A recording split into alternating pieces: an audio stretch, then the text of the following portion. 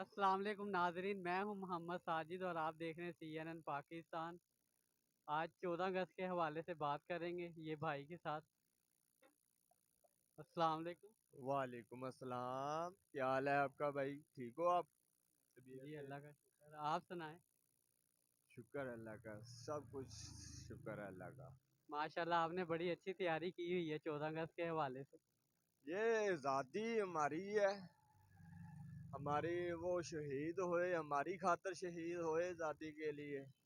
हम आज़ादी मनाए ना क्या करें। पाकिस्तान बना ही इसीलिए है। पाकिस्तान जिंदाबाद। माशाल्लाह, चलें शुक्रिया। देखें जी, ये जज्बा है मुसलमानों का, पाकिस्तानियों का। और अल्लाह ताला ऐसे ही हमारे पाकिस्तान को शादो आबाद रखे।